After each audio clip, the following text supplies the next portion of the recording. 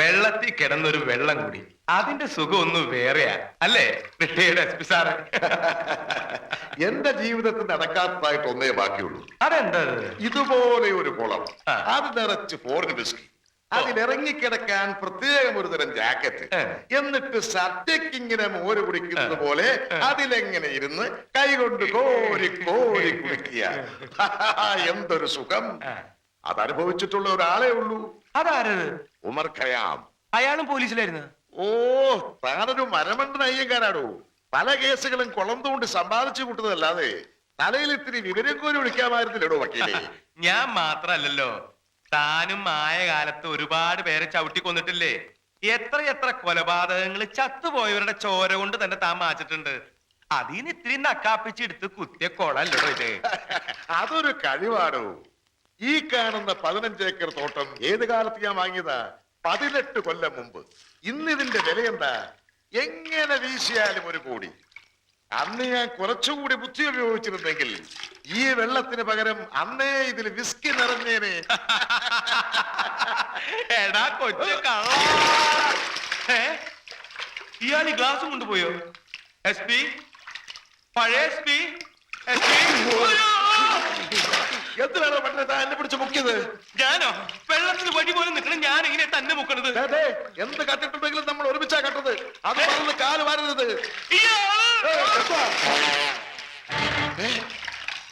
എടോ അയ്യങ്കാരെ, അയ്യങ്കാരെ. S P,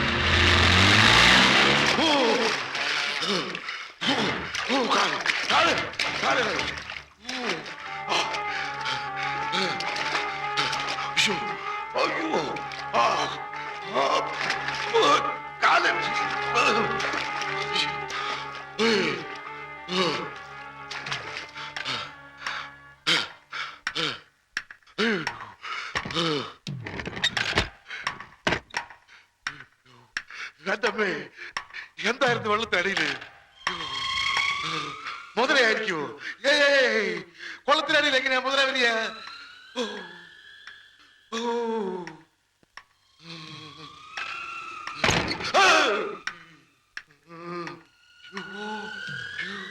എന്റെ കർത്താവേ, ഞാനിത് അടച്ചു കുറ്റിയിട്ടിരുന്നാണല്ലോ.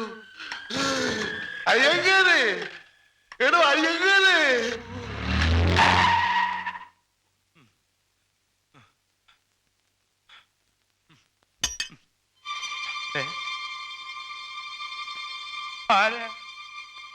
ആരാ കാറിനകത്ത്? എന്നെ കൂടാതെ വേറൊരാൾ?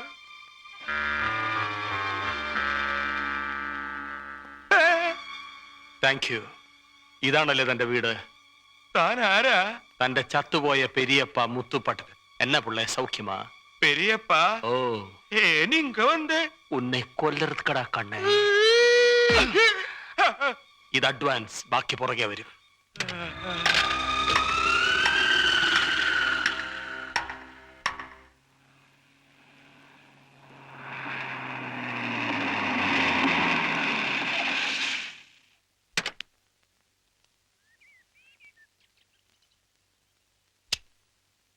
നിലവിളിച്ചോടുന്നതിന് പകരം വെള്ളത്തിനടിയിലോട്ട് 4 വെടിയെങ്കിലും വെക്കാൻ സാധിച്ചു. ലൈസൻസ് ഉള്ളതും ഇല്ലാത്തതുമായിട്ട് 5-6 തോക്ക് ഞാൻ തന്നെ റെഡിയാക്കി തന്നിട്ടുണ്ടല്ലോ. ഇപ്പൊ കിടന്ന് വേളം വെച്ചിട്ട് എന്താ കാര്യം? തോക്ക് മരയിൽ വെച്ചിട്ടാണോ സാറേ നമ്മൾ ഇത്തിരി മദ്യം സേവിക്കുന്നത്? മാത്രമല്ല, കുളത്തിന് അടിയിലൊരു മുതല ഉണ്ടാകുമെന്ന് നമ്മളും വിചാരിച്ചു. കുളത്തിൽ എവിടെ നാടോ മുതല? ഓ, കാറിനകത്ത് ആരോടോ ഉണ്ടായിരുന്നു പട്ടരെ? അതൊരു വിസ്മയായിട്ട് എനിക്ക് തോന്നിയത്. ശരിക്കും എന്റെ മുത്തച്ഛന്റെ അതേ ശബ്ദം. സത്യം പറയാലോ, ജനിച്ച ശേഷം ഇതുവരെ ഞാൻ ഇങ്ങനെ പേടിച്ചിട്ടില്ല. നേരാ, ഒരു SP ആണെന്ന കാര്യം കുറച്ചു നേരത്തേക്ക് ഞാനും മറന്നു. ബെസ്റ്റ് പോലീസും മുന്തിയ വക്കീലും. തല വെട്ടിയെടുത്ത് ആരെങ്കിലും കൊണ്ടു കൊടുത്താൽ ജീവനില്ലാത്ത തലയും വെച്ച് കോടതി വിലസും. നേരിട്ട് വന്നാലോ മുള്ളും. താനൊക്കെ SP ആണെന്ന് ആരാടോ പറഞ്ഞത്? റിട്ടയർ ചെയ്തിട്ട് കാലം എത്രയായി? താനൊക്കെ ഇപ്പൊ ഒരു വേസ്റ്റാ.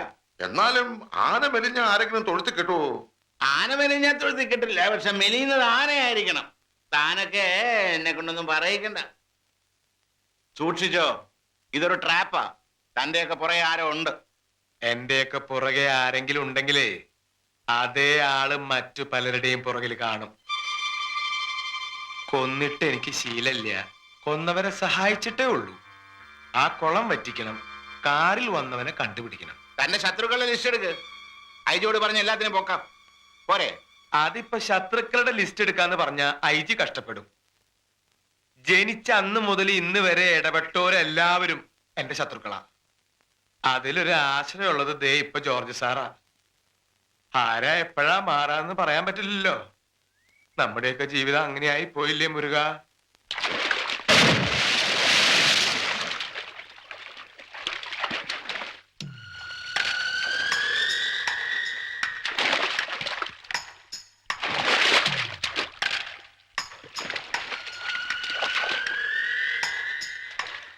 ഈ കുളം കലക്കി മത്സ്യം പിടിക്കാന്ന് കേട്ടിട്ടുണ്ട്.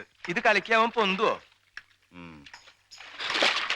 ആ അടിയിൽ മുഴുവൻ പായല, ഇതിൽ ആരുമില്ല. കയറിപ്പോര്. ഇനി അവൻ വന്നാ ഞാൻ നോക്കിക്കൊള്ളാം. വെള്ളത്തില് തോട്ട വെക്കും ഞാൻ. കള്ള കഴിവരടാമൻ.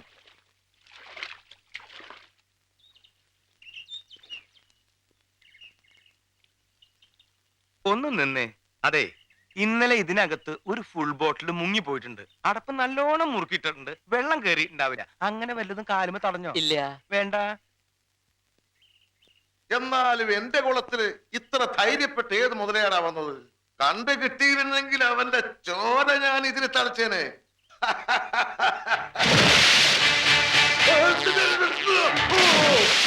അവനവിടെ വന്നോളും. SP മുതലയെ പിടിക്കാറിങ്ങിയതാ. അവന്റെ അമ്മയുടെ ഒരു മുതല. സത്യമായിട്ടും SP-യുടെ അമ്മ ഒരു മുതലയായിരുന്നു. താൻ പോടോ. ഞാൻ വെറുതെ പറയണതല്ല. അമ്മയും മോനും കൂടി സ്വത്തടിച്ചെടുക്കാൻ വേണ്ടി കാർന്നൂർക്ക് വിഷം കൊടുത്ത് കൊന്നതല്ലേ? കേസ് ഞാനല്ലേ വാദിച്ച് ജയിച്ച ജോർജ് സാറ്. അപ്പൊ താൻ മുതലേക്കാളും കഷ്ടാണല്ലോടോ. ആ, അങ്ങനെ നോക്കുമ്പോ ജോർജ് സാറോ, സാറിന് ചേരുന്ന ഒറ്റ വാക്കേ മലയാള ഡിക്ഷണറിയിലുള്ളൂ: സുന്ദര കാലമാടൻ. ഇത്രയും സൗന്ദര്യവും മുഖശ്രീയുള്ള കാലമാടൻ നമ്മുടെ രാഷ്ട്രീയത്തിലില്ല.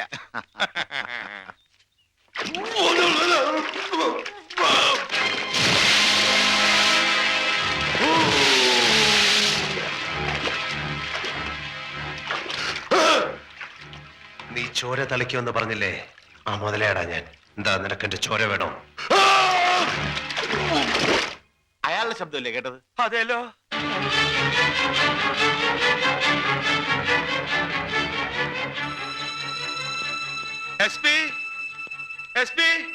SP കാണാനില്ല.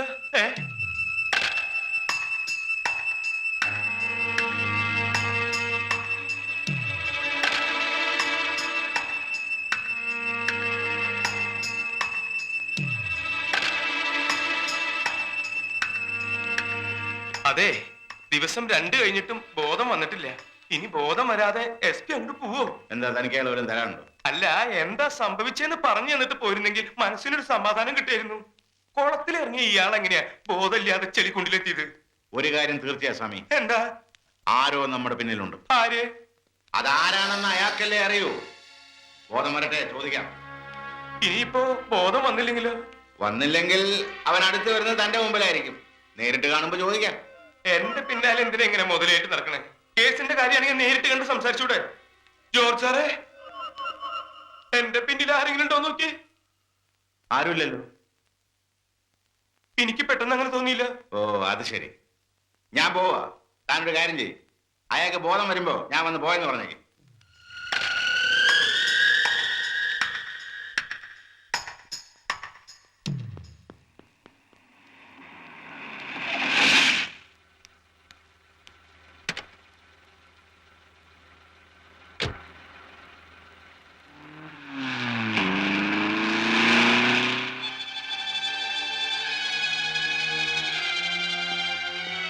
ആളെ മനസ്സിലായിട്ട് നീ എന്താ ഇവനെ വെറുതെ ഒഴിവാക്കിയത്?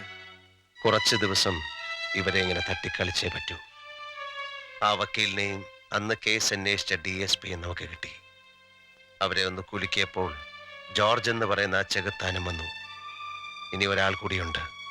ഈ ബഹളം അവനെ ഇവരരികിലെത്തിക്കും, അല്ലെങ്കിൽ ഇവർ അവനെ തേടി ചെല്ലും.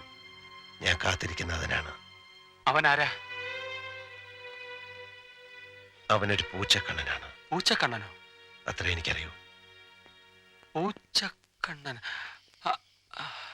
നിക്ക് അറിയാൻ വേണ്ടിട്ട് ചോദിക്കുക. ആ ജോർജ് ഒരു സാധാരണ ജോർജ് അല്ല. അയാളുടെ രാഷ്ട്രീയ സ്വാധീനമോ ആൾബലമോ നിനക്കറിയില്ല. എന്നോ നടന്ന ഒരു കേസ്, അതിലൊരു കോടതി വിധി, അതിന് നീ തലമുണ്ടാക്കുന്നതിന് ക്യാപ്റ്റാ. ഞാൻ തല പുണ്ണാക്കുന്നുണ്ടെന്ന് ആര് പറഞ്ഞു? നീ അവരുടെ പേടി കണ്ടോ? അവരിപ്പോഴേ പാതി ചത്തു കഴിഞ്ഞു. ഞാൻ അനുഭവിക്കുന്ന ഒരു ആനന്ദമാണ്, പരമാനന്ദം. നിനക്കറിയാമോ, എന്നെ ഇവർക്ക് പിറകെ പറഞ്ഞയച്ച ഒരു അദൃശ്യ ശക്തിയുണ്ട്. ആ ശക്തിയോട് ഞാൻ പതുക്കെ പതുക്കെ അടുത്തുകൊണ്ടിരിക്കുകയാണ്. അതിനു മുൻപ് ഒരിക്കൽ വായിച്ചു മറന്നുപോയ ഒരു മേൽവിലാസം എൻ്റെ മനസ്സിലെവിടെയോ കുടുങ്ങിക്കിടപ്പുണ്ട്. അത് ഓർമ്മിക്കാൻ കഴിയുന്നില്ല. അത് വായിച്ചെടുക്കണം. ആരുടെ മേൽവിലാസം? ഒരു പെൺകുട്ടിയുടെ, ഒരു മകളുടെ മേൽവിലാസം. കഴിഞ്ഞ മെയ് 7-ാം തീയതി മരിച്ചുപോയ കുമാരേട്ടൻ മരിക്കുന്നതിന് മുമ്പ് പോസ്റ്റ് ചെയ്ത ഒരു കത്തിലെ മേൽവിലാസം. അതെങ്ങനെ നിനക്കറിയാം? ഞാനാണത് പോസ്റ്റ് ചെയ്തത്. ആ കത്ത് എൻ്റെ കയ്യിലെത്തിച്ചത് മറ്റാരുമല്ല, ഈശ്വരനാണ്. ആ ഈശ്വരനെ ഞാൻ അനുസരിച്ചേ പറ്റൂ.